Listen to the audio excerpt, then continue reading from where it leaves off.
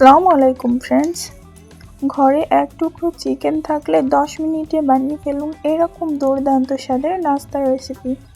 তো আজকের নাস্তার রেসিপিটা কিন্তু খুবই অন্যরকম হতে চলেছে।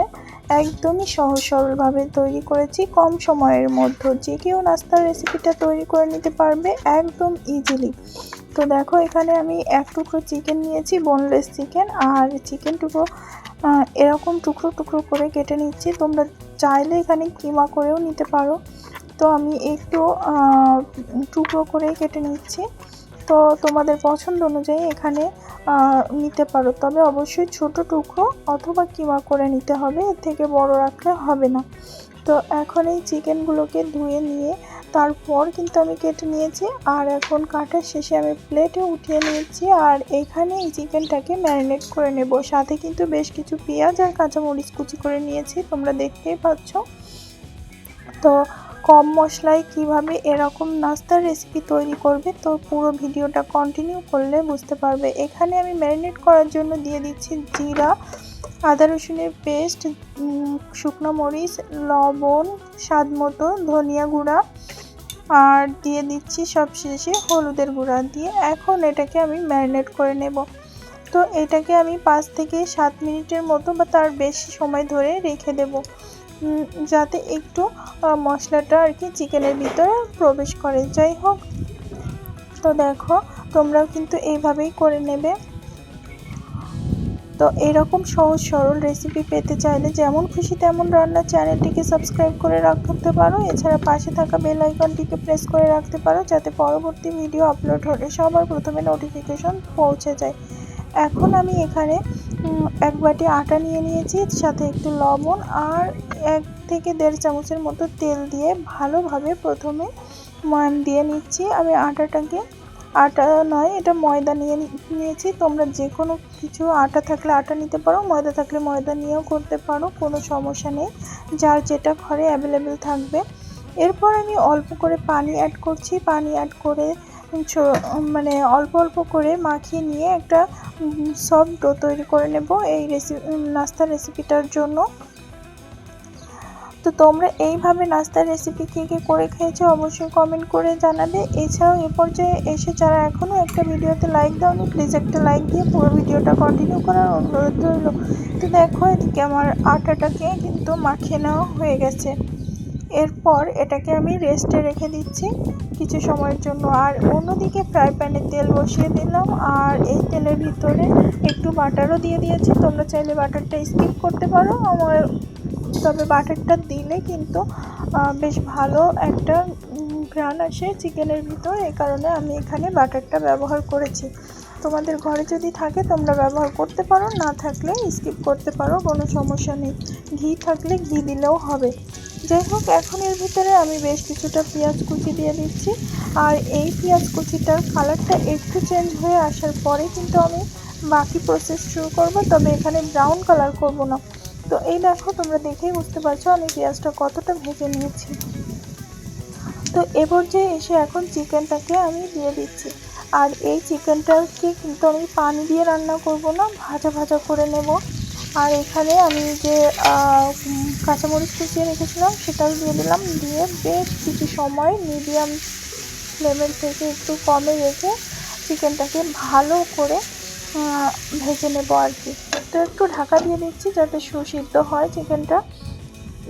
7 মিনিট মতো এটাকে আমি ঢাকা দিয়ে রেখেছিলাম। আর এখন দেখো বেশ চিকেনটা একটু হয়ে এসেছে, আর ঝুরঝুরেও মতো হয়েছে, দেখেই বুঝতে পারছো তোমরা। তো তোমরা এ পর্যায়ে এসে চিকেনগুলোকে আরও ছোট ছোট করে নিতে পারো, বা আঁশগুলো আঁশ করে নিতে পারো। তোমাদের যার যেমন পছন্দ চিকেনটা সেভাবেই ইউজ করতে পারো এই নাস্তার রেসিপিতে।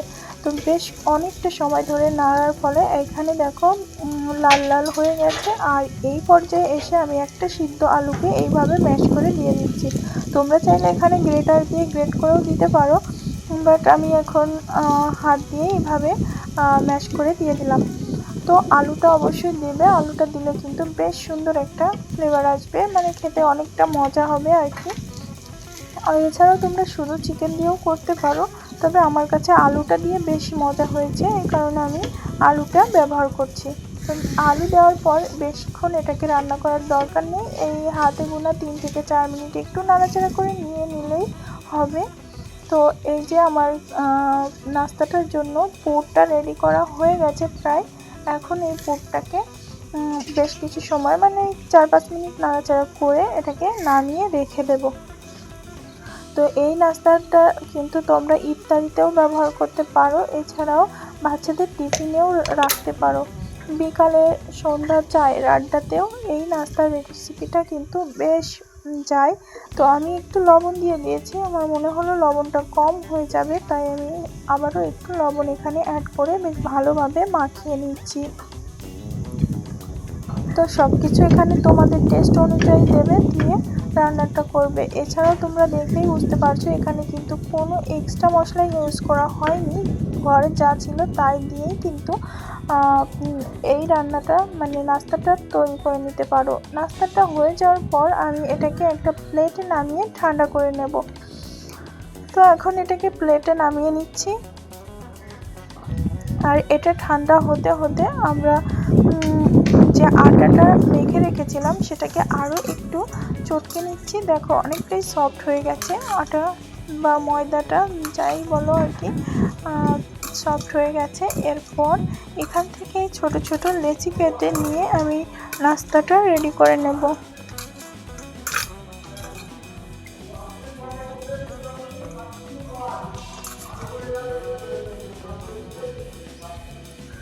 তো দেখো এই যে ছোট্ট করে লেচি কেটে নিলাম, আর এটাকে এখন আমরা যে কুলি পিঠা বানানোর জন্য যে মালা তৈরি করি সেই মালার মতো করে তৈরি করে নেব। দেখতেই পারছো যে কতটা ইজি একটা নাস্তা, তোমরা কিন্তু একদম কম সময়ে তৈরি করে নিতে পারবে নাস্তার রেসিপিটা।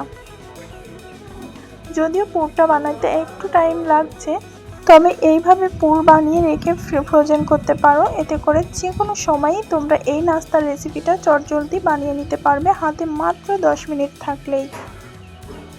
তো দেখো বেশ মালার মতো করে নিয়ে এখন এই যে পুরটাকে আমি ভিতরে দিয়ে দিলাম, দিয়ে মুখটাকে ভালোভাবে সিল করে দিতে হবে। তো দেখো আমি কিভাবে কাজটা করে নিচ্ছি।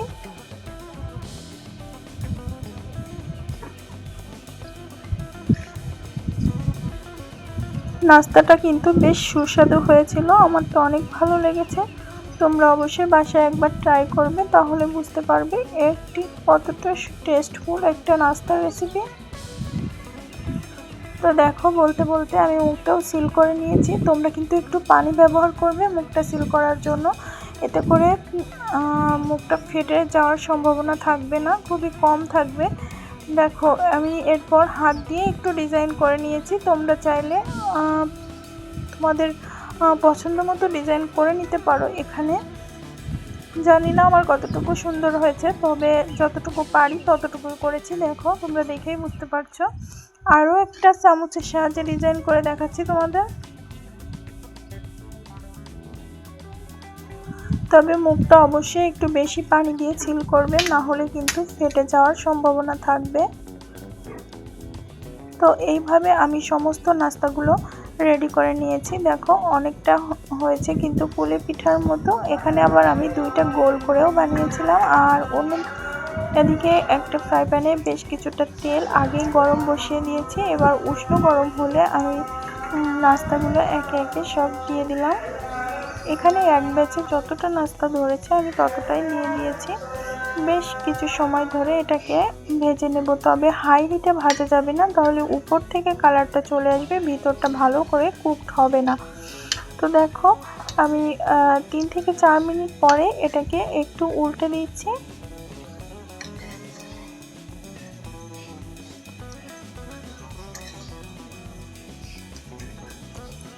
তো এইভাবে কিন্তু উল্টে পাল্টে নাস্তাগুলো ভেজে নিতে হবে। দেখো ভালো করে কিন্তু কালার আসেনি নাস্তাতে, তো এই পর্যায়ে কিন্তু উল্টে দেওয়াটাই পারফেক্ট। এতে করে 2 পাশই সমানভাবে কুকড হয়ে যাবে। আর সাইডে আমার আরও একটা ছিল নাস্তা, তাই সেটা দিয়ে দিলাম, মানে আমি এক ব্যাচেই সবগুলো ভেজে নেওয়ার চেষ্টা করছিলাম। তো দেখো সবই এক ব্যাচে ধরে গেছে।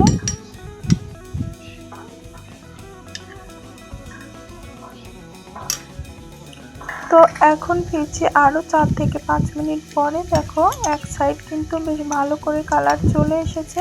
আর আমার এখানে 2টা নাস্তার একটু ফেটে গিয়েছে, সমস্যা নেই, এখান থেকে কোনো ভিতরে যে পুর আছে সেটা কিন্তু বের হবে না। তো দেখো আমি উল্টে দিলাম।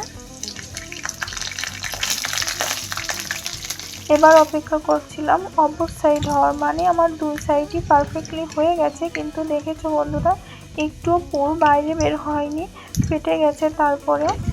তো তোমরা চেষ্টা করবে একটু বেশি করে পানি দিয়ে মুখটা সিল করার, তাহলে আর ফাটবে না। তো এখন এগুলোকে আমি নামিয়ে নিয়ে পরিবেশন করে নিচ্ছি তোমাদের মাঝে। বাই দ্য ওয়ে, আজকের ভিডিও এ পর্যন্তই। দেখা হবে নেক্সট এপিসোডে নতুন কোনো রেসিপির সাথে। ততক্ষণ সবাই ভালো থাকবে, সুস্থ থাকবে, যেমন খুশি তেমন রান্নার সাথে থাকবে। তো আমি আজকে এখানে ভেঙে দেখালাম না। পুরো ভিডিওর সাথে থাকার জন্য ধন্যবাদ। আল্লাহ হাফেজ।